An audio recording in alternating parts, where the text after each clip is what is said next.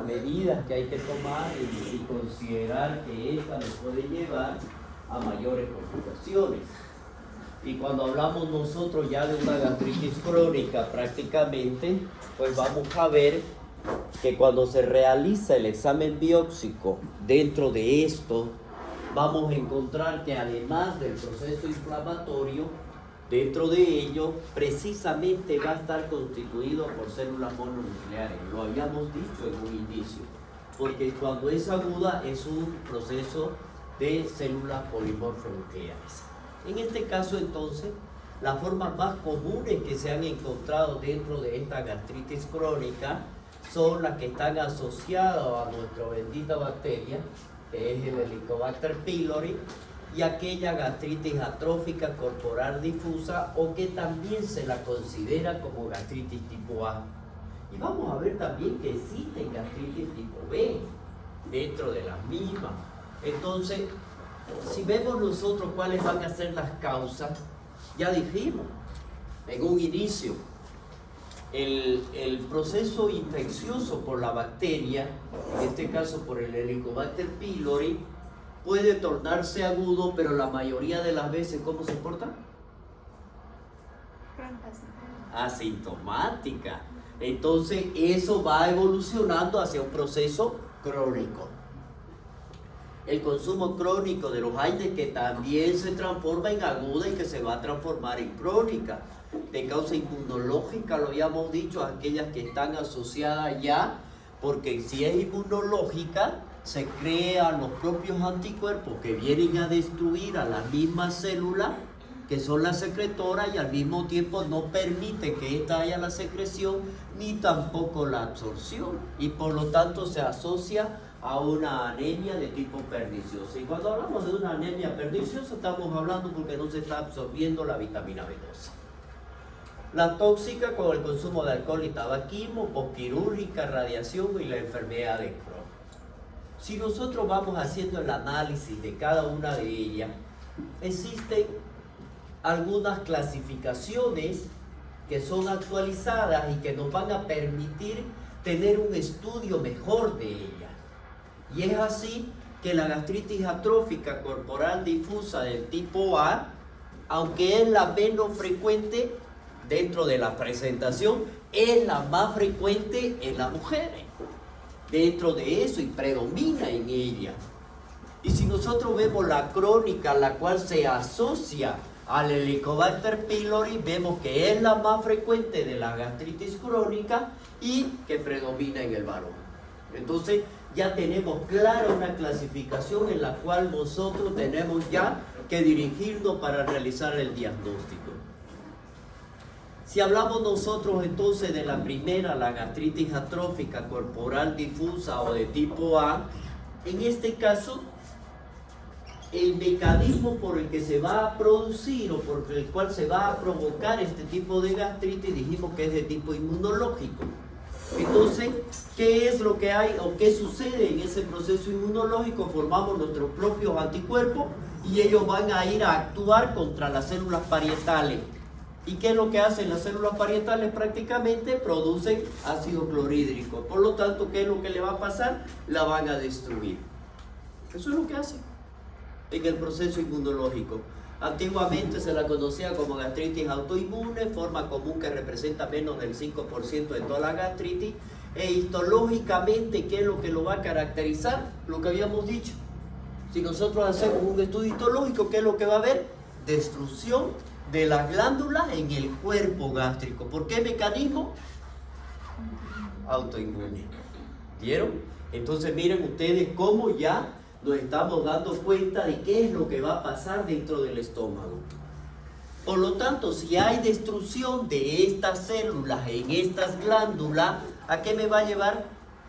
A una hipoclorhidria o una aclorhidria. Y los niveles elevados ¿de quién? De gastrina, porque no hay quien la vaya a responder.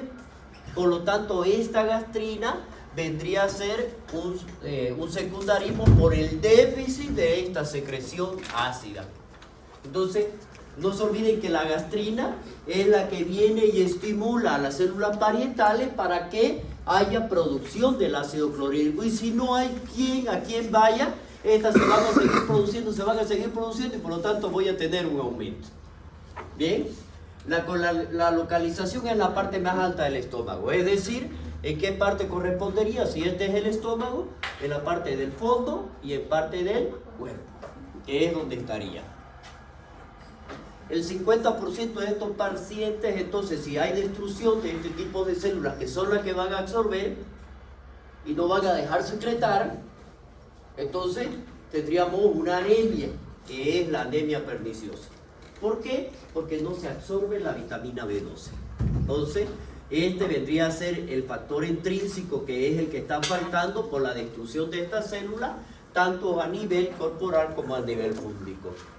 El otro 50% de esta gastritis atrófica corporal difusa y el 90% que tienen anemia perniciosa, pero del tipo macrocítico, presentan anticuerpos. ¿Y cuáles son esos anticuerpos? ¿Quién los formó? Nosotros los hemos formado. ¿Y cuáles son? Anticélulas parietales, lo que le dije al inicio. Voy a formar porque es autoinmune, es inmunológica. Por lo tanto, formo anticuerpos.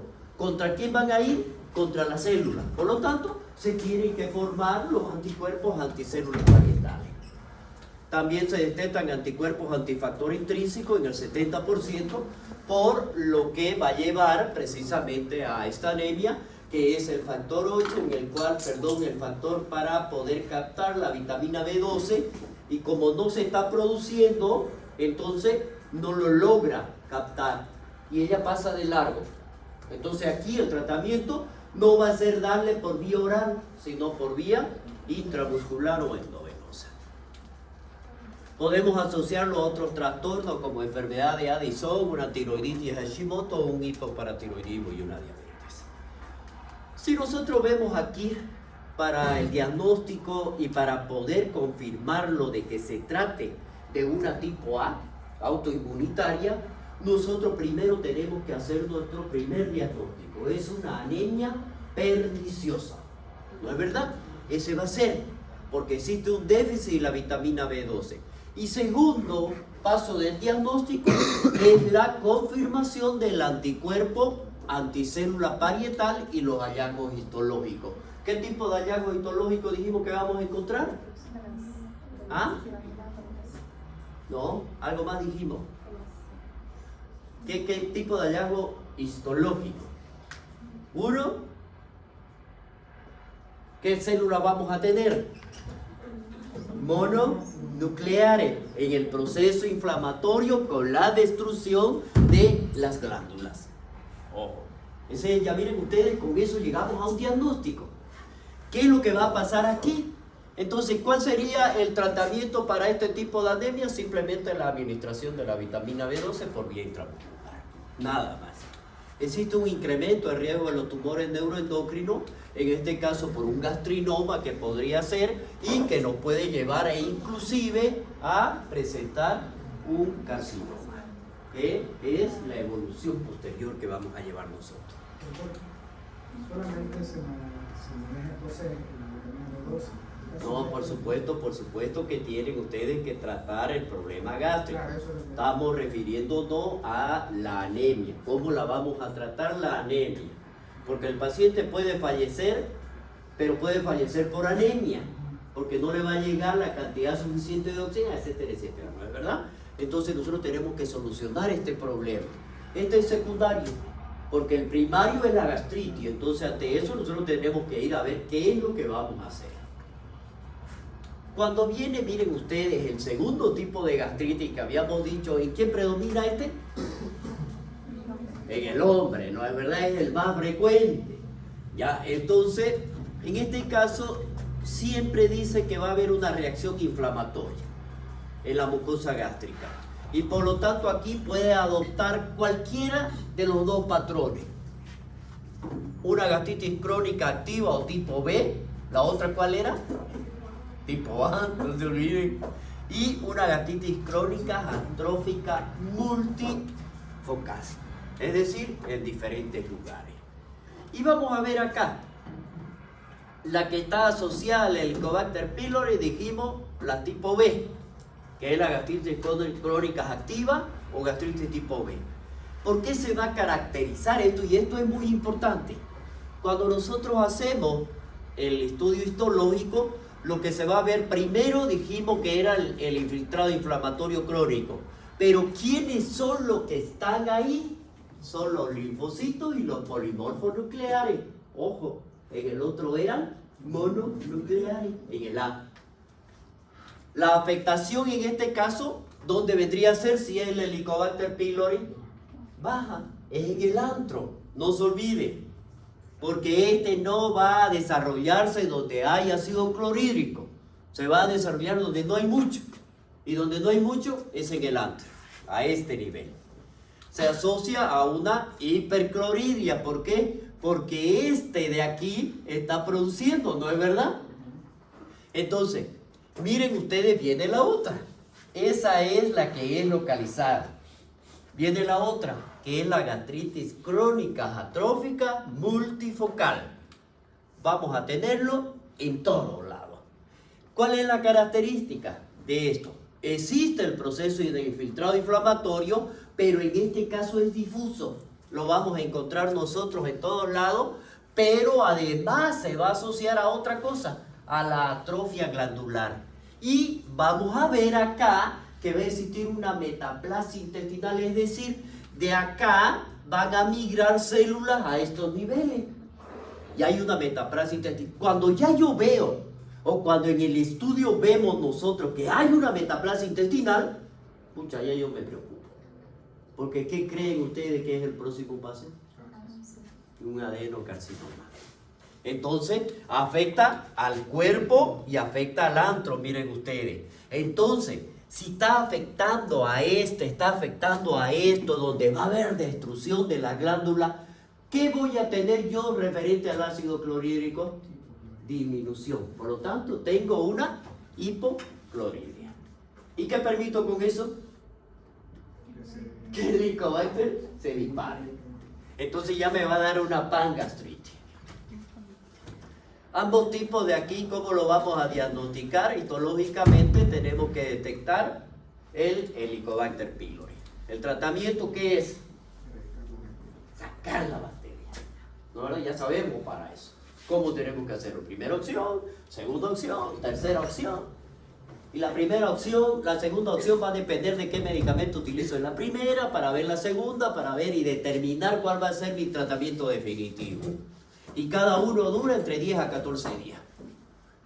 Y en todo le tengo que dar inhibidores de la bomba de protones. Y yo tengo que modificar lo que es la claritromicina y la amoxicilina o el metronidazol, dependiendo de ello, para dar. ¿Cuál voy a dar? ¿Qué medicamento es el más efectivo? Ante esta situación, y muchas veces terminamos haciendo nosotros un cultivo y un antibiograma de la misma bacteria para determinar si es que no me responde a ninguno de estos medicamentos. El incremento del riesgo, miren ustedes, del adenocarcinoma de tipo intestinal y del linfoma, que en ese caso son los que están localizados en todos lados, además del gran riesgo de la aparición de las úlceras antrales y del duodeno, pues me da lugar a que se desarrolle, en este caso, un adenocarcinoma. Aparte del linfoma, de localización externa que pueden haber. Y eso me va a llevar ya al proceso de mal pronóstico para este tipo de pacientes. Si nosotros vemos endoscópicamente cómo es que tenemos que analizarla, ya si nosotros vemos a la gastritis atrófica corporal difusa, por ejemplo, y la crónica que sea asociada al Helicobacter pylori, entonces las características que van a compartir muchas veces son similares. Y ahí vamos a ver nosotros endoscópicamente que pueden haber erosiones que son lineales, por ejemplo, o va a haber una hiperemia, es decir, un enrojecimiento a nivel focal, a nivel del lugar donde se encuentra la lesión. Pues eso es algo que es característico y similar. Los hallazgos de endoscópicos de la gastritis atrófica, en este caso, ya dice su nombre, ¿no? Gastritis atrófica. ¿Qué fue lo que se perdió? Las glándulas mucosas. Y que si se perdió esta glándula mucosa, Ya yo les dije, ¿no? En todo proceso inflamatorio que viene aquí, vienen a jugar todas las células menos el fibroblasto. ¿Por qué? Porque el fibroblasto va a dejar fibrina. Y en la fibrina, ¿qué es lo que hace? Deja fibrosis. En este caso, de la capa submucosa, que es producto de la inflamación crónica que ha sucedido. Por lo tanto, aquí los cambios en esto, ¿qué va a ser? Va a ser un engrosamiento de la capa mucosa a nivel del antro, principalmente los cambios de la coloración de la mucosa que va a rojo y blanco, es decir, intercalado. Y entonces vamos a ver aquí que la mucosa, más que todo, se va a volver blanquecina, incrementando la visualización de ¿quién? Del patrón vascular. Que eso me está dando lugar a que existe una hiperirrigación y por lo tanto va a haber una pérdida de los pliegues. Y aquí vamos a ver nosotros, si hay una pérdida de los pliegues, entonces va a haber una insuflación, es decir, como si estuviera edematizada. Se pierden las arrugas normalmente que tiene a este nivel la mucosa y se insufla. Entonces se pierde todo ello. Y esto es lo que vamos a ver nosotros. Miren las nodulaciones que pueden existir, la atrofia que es la que lo identifica claramente y esta placa blanquecina que es la que identifica el endoscopista y juntamente con unas placas glandulares. Cada una de ellas, cada una de estos nos está hablando de un proceso crónico. ¿Quién lo identifica claramente? Porque ya yo les he dicho, se hace mediante un monitor, lo agranda, lo identifica claramente y de ahí es donde se va a sacar la biopsia para poder estudiarla. Vamos a ver acá que si nosotros conocemos esto de aquí es el antra, todo este sector, existe un engrosamiento de la misma. ¿Qué es lo que se ha perdido aquí? El patrón normal de la mucosa que era roja. Miren ustedes aquí las áreas blanquecinas que están existiendo en cada una de ellas.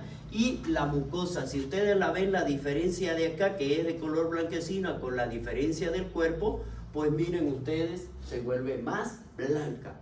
¿Y eso por qué? Por el proceso que nosotros hemos dicho, crónico, donde lleva a la destrucción, al engrosamiento, al depósito de fibrina. Es grave, porque eso me va a llevar a un cáncer posterior. ¿Ya? Entonces, aquí está el tratamiento, que ya no se lo voy a volver a repetir, porque ya lo hemos hablado.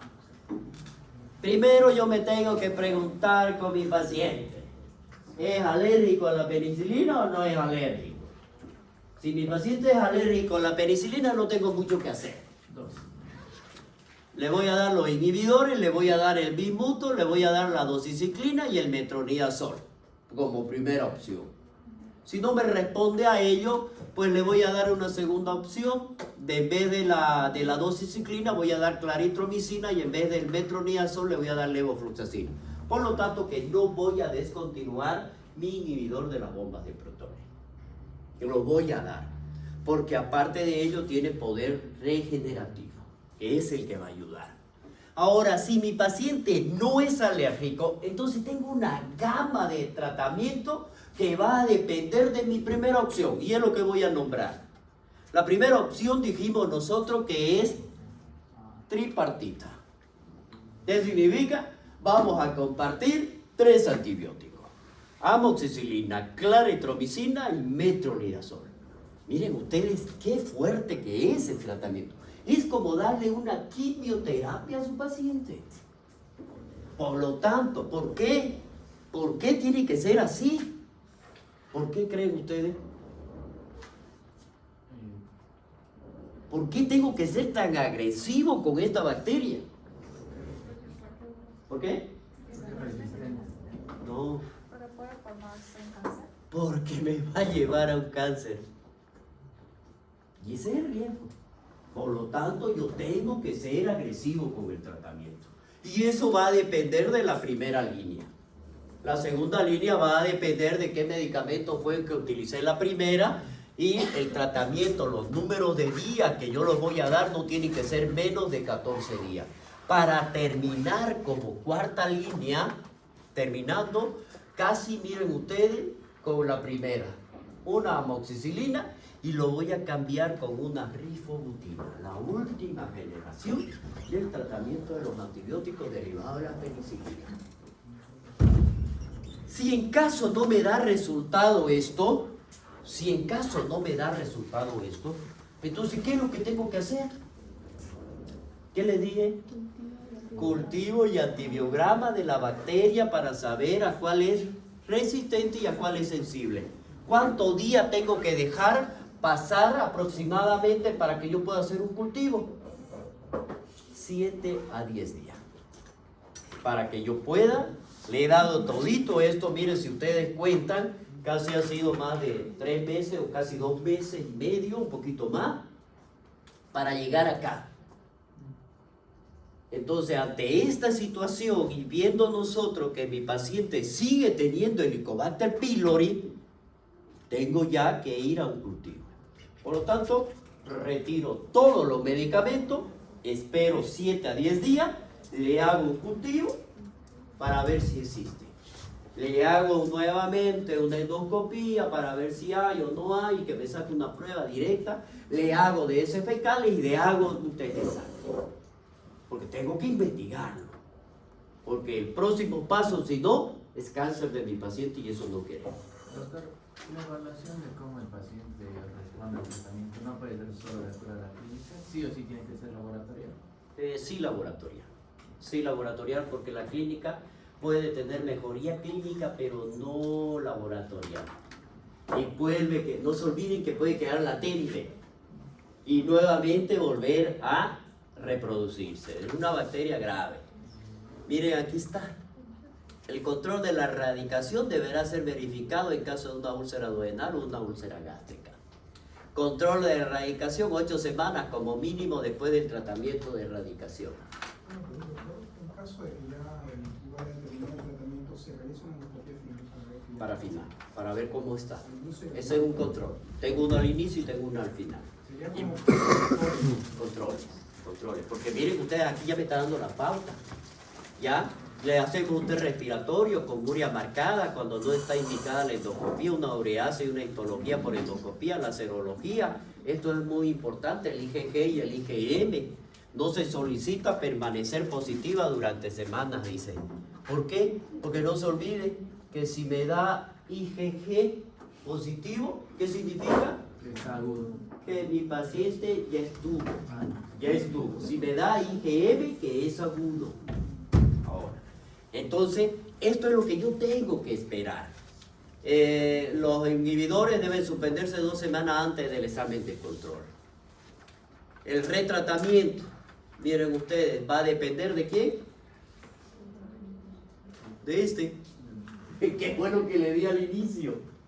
Para ver yo qué tratamiento le voy a dar, porque no voy a repetirlo. Y no tengo que utilizar el mismo medicamento o ver de la misma línea, tengo que utilizar de otra línea o de otra generación para que veamos nosotros el resultado.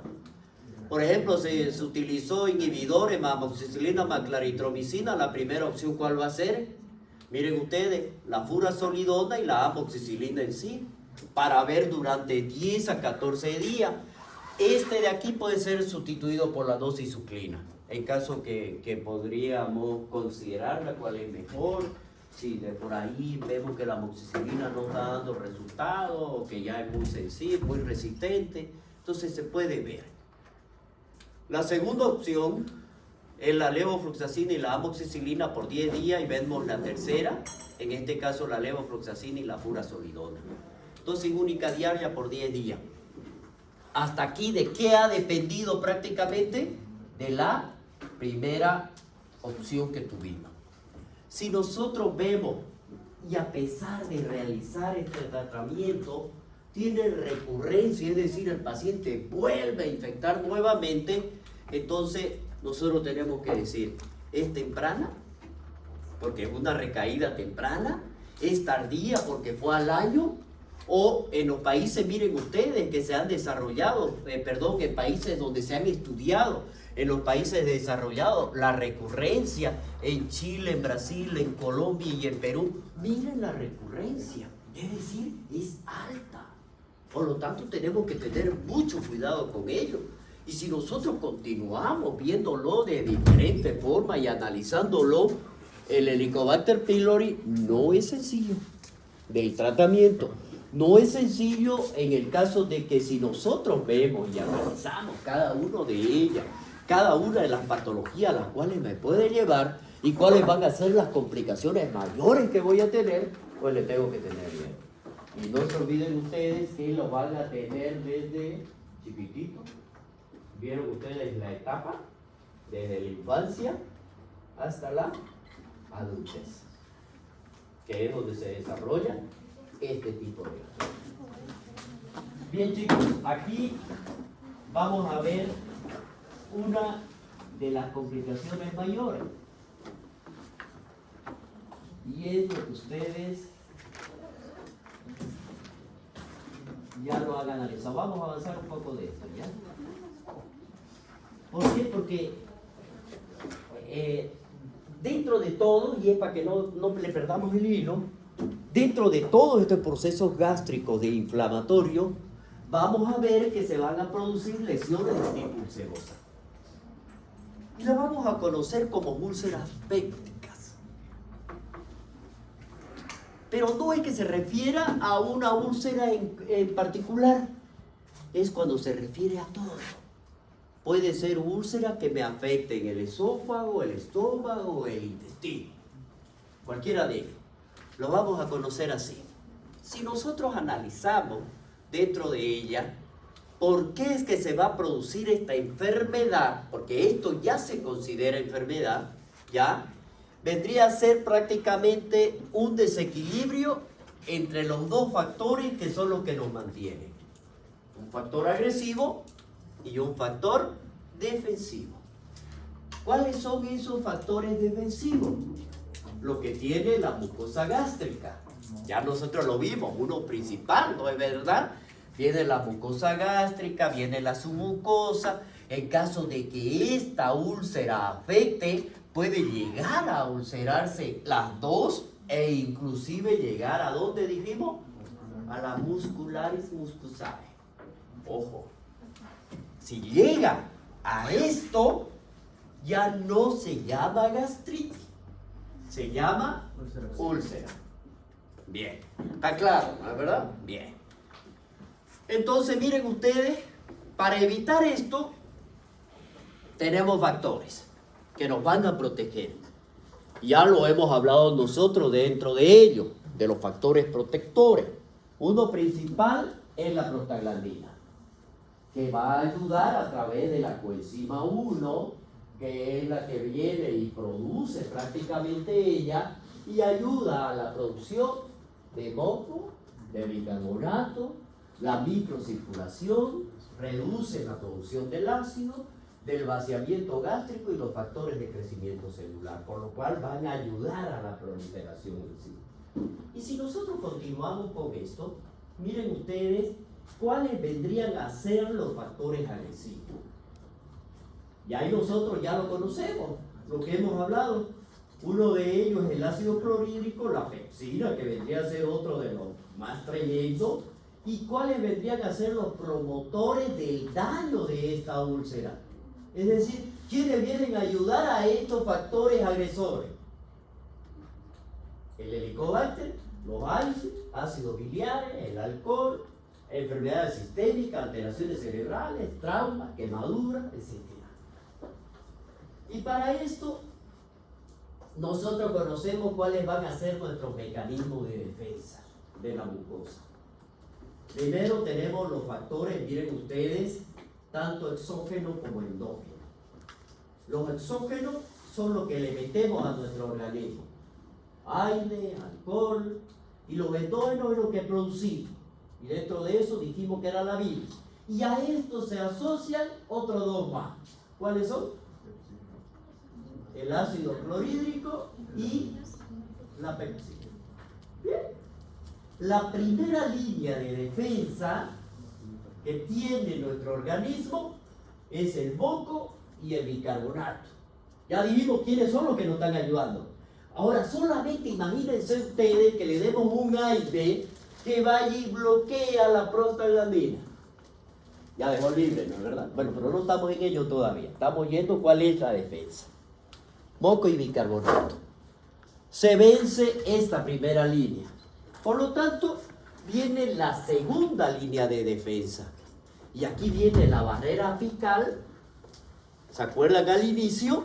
La barrera apical es la regeneración que va a existir por la microcirculación que le está dando, pero al mismo tiempo viene otro, que es la liberación de los iones. ¿Se acuerdan? Y viene una retrodifusión que es la que va a permitir que siga circulando más y permita que exista una mayor irrigación de este sector. Por lo tanto, aquí existe mecanismo de tipos antioxidantes. Se vence esta línea y tenemos una última línea de defensa. ¿Cuál vendría a ser? Nuestro famoso flujo sanguíneo. Si se logra vencer este flujo sanguíneo porque se dañó el endotelio, porque el proceso inflamatorio llegó y comprometió la microcirculación, el endotelio vascular y hace que se cierre esto y haya una circulación disminuida, le provoca una isquemia. Y por lo tanto, no existe la estimulación de este otro mecanismo y chao, lo venció. ¿Y a qué me llega? A una lesión. ¿Bien? En base a todo esto, miren ustedes, una vez que se provocó esta lesión, porque se vencieron los tres mecanismos de defensa, ese defecto de la mucosa se va a atender a través ya de la muscular, va a llegar a la muscular de la mucosa y persiste. Va a persistir, va a ser activa. ¿Por qué?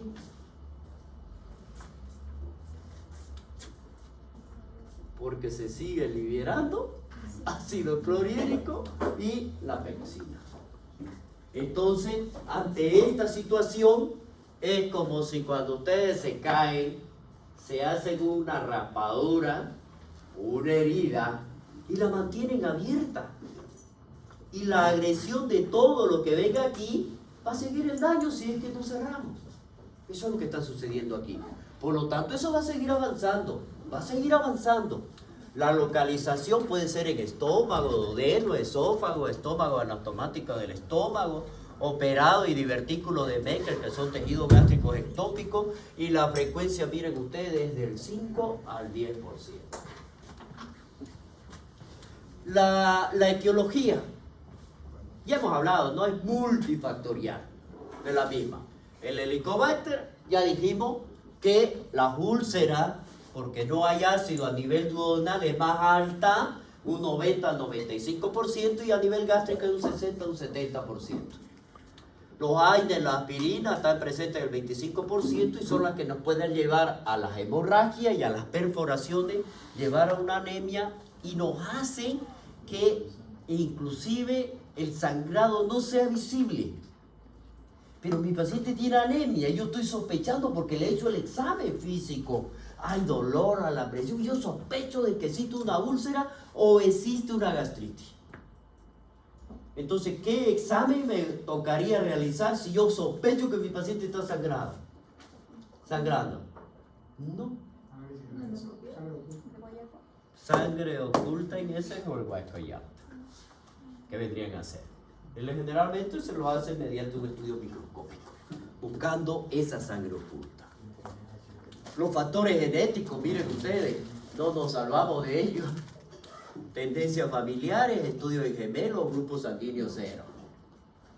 Factores hormonales, la gastrina, ya dijimos, por el Solinger-Ellison, que después lo vamos a estudiar. Las neoplasias endócrinas múltiples tipo 1, que es como el hiperparatiroidismo, donde va a existir mayor cantidad de calcio. Los factores psicológicos, la tensión, la angustia, el estrés y otros que son la cirrosis hepática, es decir, las enfermedades sobreagregadas, insuficiencia renal crónica, enfermedades pulmonares, mastocitos, litiasis, policistemia, padecimientos coronarios, es decir, todo aquel que me lleve a un estrés. Inclusive la enfermedad de Crohn, que es el proceso inflamatorio del intestino delgado, que se manifiesta, que después lo vamos a hablar de eso. Tipos de úlceras, entonces, pépticas, la vamos a dividir en dos. las que están localizadas en el estómago y las que están localizadas en el duodeno. La que está localizado a nivel gástrico aumenta, dice que ha aumentado del 18 al 55% actualmente. Predomina más en la mujer y entre los 50 y los 80 años. En cambio, la duodenal, miren ustedes, descendió del 80 al 26 y predomina más en el hombre y está entre los 30 y los 70 años. Y esas son las localizaciones específicas. Si hablamos un poquito de epidemiología, se producen 500.000 al año de ellos. 4 millones de recurrencias hay anuales y la prevalencia es de 1.8 en pacientes que tienen Helicobacter pylori. Mayor incidencia de las úlceras pépticas en pacientes con grupo sanguíneo 0, dijimos, ¿no es verdad? La presencia de gastritis por el Helicobacter aumenta el riesgo de las úlceras. La prevalencia va a estar aumentada en los familiares que tienen pacientes con úlceras pépticas hasta en un 50%. Si nosotros seguimos analizando esto y vamos a ver la primera, que es la gástrica, vemos que la disminución de la producción ácida, es decir, la hiposecreción del ácido clorhídrico por diferentes patologías que la llevan a esta atrofia, por la formación de pepsina, va en aumento o va de la mano con la producción ácida. Entonces, el aumento, aquí se acuerdan del pepsinógeno 1 y del pepsinógeno 2, aumentan 3 veces el riesgo de padecer de una úlcera gástrica. Y si vemos nosotros, lo vamos a dividir. Tipo 1, que está en la curvatura menor, pero se va a asociar a una hipoacidez gástrica. El tipo 2 está en la curvatura menor, pero además se va a asociar, ya ustedes se están dando cuenta, ¿no? Curvatura menor. Entonces es así, curvatura menor estaría a este lado. Y se asocian a la hipoacidez gástrica, y la otra que está en la curvatura menor, pero se asocia a una úlcera duodenal. Y la última es peripilórica, alrededor del píloro. Esa es la 3. Ahora miren ustedes aquí, en la duodenal, la mayor proporción de las células parietales, la secreción de ácidos y pexina. En este caso existe una mayor respuesta al estímulo porque existe una máxima respuesta a la histamina y a la pentagastrina. O sea, estamos hablando de mayor cantidad de producción. Si la gastrina se produce, me va a llevar a la mayor producción de ácido clorhídrico. La secreción gástrica nocturna es mayor, normalmente no hay. El vaciamiento gástrico es más rápido. Miren aquí. Y la mucosa se hace más débil. ¿Por qué? Porque hay disminución de la prostaglandina. ¿Qué va a intervenir aquí para la formación de las úlceras duodenales? Pues aquí hay diversas anormalidades. Miren, el vaciamiento gástrico fue más rápido. Si es más rápido y existe más cantidad de ácido, el daño a nivel duodenal va a ser mayor. Eso es lo que está haciendo primero aquí. La secreción gastrodenal aumentada por el ácido y la pexina. La secreción de gastrina basal aumentada, el vaciamiento gástrico aumentado, la secreción de bicarbonato está disminuido. Y si nosotros realizamos una biopsia antral, aquí vamos a ver que el Helicobacter pylori va a ser positivo en un 95%. Y vamos a continuar, miren ustedes. ¿Qué es lo que vimos fisiopatológicamente? ¿Qué es lo que va a suceder aquí? Hay un aumento de ácido. Y al haber el aumento de ácido, hay una precipitación de lo que son las sales biliares. Y al haber la presentación de sales biliares y el vaciamiento gástrico, que es mucho más rápido, me va a provocar un proceso inflamatorio a nivel del duodeno, que lo vamos a conocer como duodenitis. Y como este vaciamiento gástrico va a llevar a que se desarrollen dentro del intestino, en este caso del duodeno, tejido gástrico, lo vamos a conocer como metaplasia gástrica. Aquí va a haber una metaplasia. Por lo tanto, a esta metaplasia se asocia o se viene el famoso Helicobacter pylori. Miren ustedes. Y si viene acá, ¿qué disminuye? El bicarbonato y aumenta la gastrina. Y si aumenta la gastrina, ¿qué va a provocar? Mayor agresión. Y ahí lo tienen ustedes. Ahora miren ustedes si continúan aquí. Si nosotros hacemos una diferencia de ambos, entre lo que es las úlceras gástricas y las úlceras duodenales, primero dijimos la edad, ¿no es verdad? Si nosotros vemos la edad acá, en la gástrica es la más avanzada y la duodenal es la media. Las parietales acá son normales o pueden estar disminuidas, pero acá están aumentadas. La secreción ácida basal nocturna está normal, acá está aumentada. La secreción ácida máxima es normal o disminuida, pero acá sí va a estar aumentada. La defensa en la mucosa va a estar disminuida. Aquí no. ¿Ya? El Helicobacter pylori aquí en un 70%, pero acá supera el 90%. La gastrina sérica postprandial, acá no la vamos a tener, pero sí aquí la vamos a tener porque el vaciamiento está aumentado. En este caso, el vaciamiento gástrico está aumentado y los pexinógenos. Aumentado el 2 acá y el 1 en la duodenal. Entonces son los dos procesos que nos van a llevar a nosotros a hacer una diferencia tanto histológica como cronológica y endoscópica, para permitirnos de esa manera hacer la diferencia entre una gástrica y una duodenal. Los factores de riesgo: Helicobacter, AINE, tabaquismo, alcohol, dieta, factores psicológicos. Para el desarrollo de las úlceras inducidas por AINE, ya dijimos, los AINE se los consideran anticoagulantes y afectan más a los 60 años, pues tienen que haber antecedentes ulcerosos y tratamiento con esteroides a largo plazo para que me llegue a producir una úlcera. Y estos son los riesgos del AINE, ¿no? Y la úlcera que pueden haber, el grupo de riesgo, la droga que pueden utilizar y los riesgos relativos que puedan tener. Miren ustedes, los grupos, tanto el ibuprofeno como el diclofenaco son bajos, el naproxeno y la indometacina son medianos, el piroxicam, el ketoprofeno y el lasoprosteno son altos. Es decir, me está dando la incidencia de cuáles de ellos yo puedo agruparlo para poder decidir qué medicamento puedo dar. Por lo tanto, se evalúa pues, riesgo-beneficio. Si me permite esto, protejo con esto, porque voy a darle inhibidor a la bomba de protones para protegerlo, porque necesito darle algún tipo de antiinflamatorio.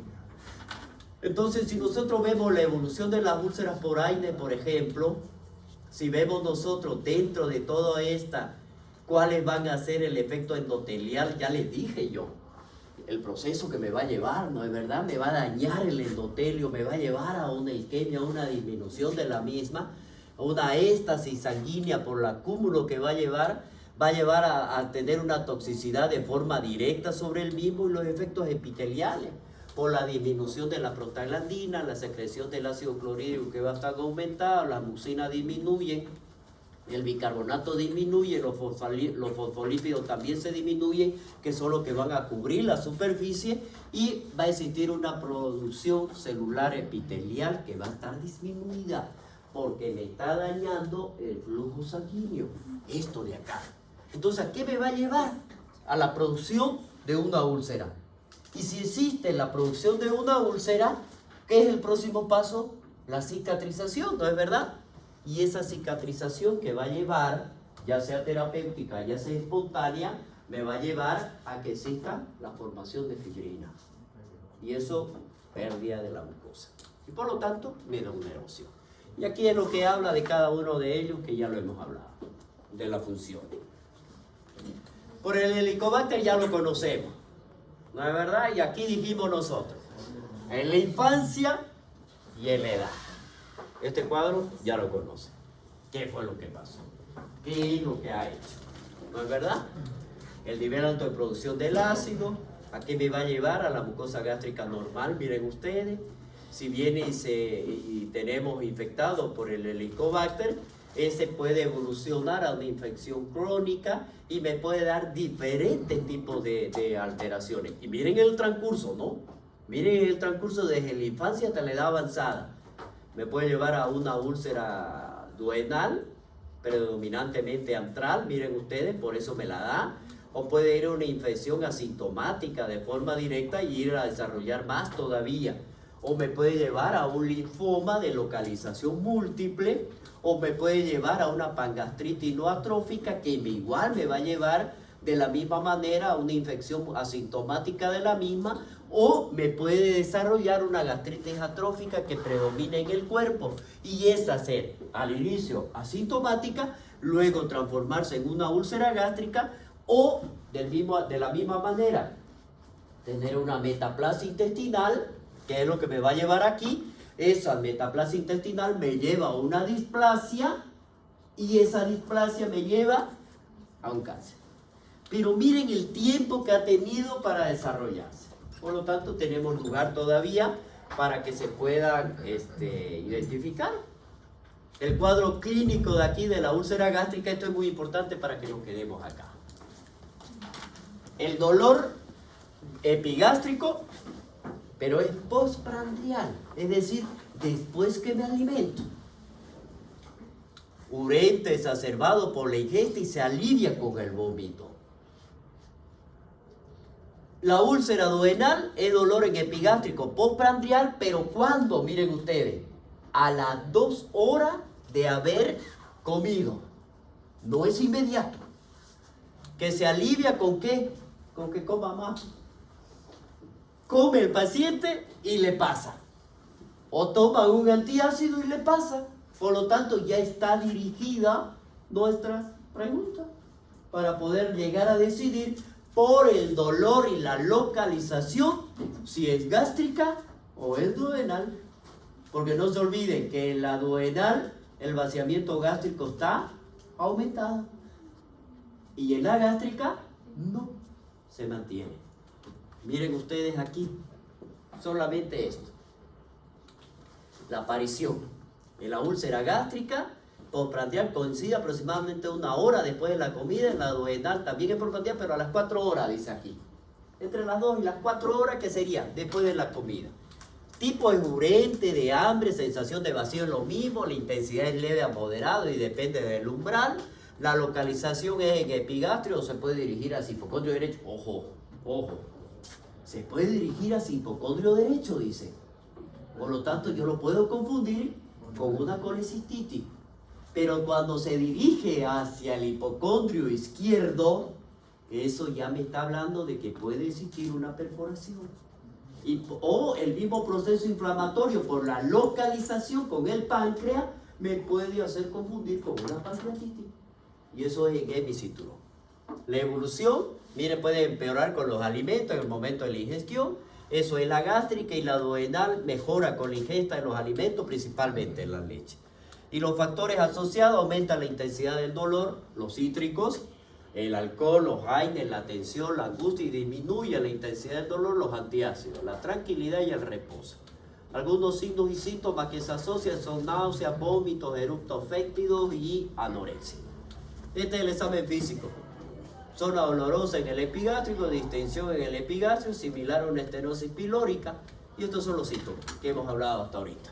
De cada uno de ellos, qué es lo que se van a presentar, sino que ya está en un cuadro especificado. Quedemos aquí en las complicaciones de las úlceras gástricas y duodenales. En ambas, miren ustedes, puede haber hemorragia y puede haber penetración. La mortalidad en la hemorragia al 10% y aumenta en los ancianos, y la sangre oculta en ese con o sin anemia. Vómito se refiere como el concho del café, pueden haber melena. Y cuando hay penetración de la misma, entonces este es lo que yo le comentaba. Se puede irradiar hacia la espalda. Entonces, en área del dolor previo a la localizada, ¿no? Por lo tanto, se pierde el ritmo. Disminución del alivio producido por la ingesta de los alcalinos, es decir, no hay, y el dolor suele ser notorio. Quedemos acá. Porque esta es la otra, la obstrucción y la perforación, y quedamos el diagnóstico. ¿Listo? ¿Qué número? 25.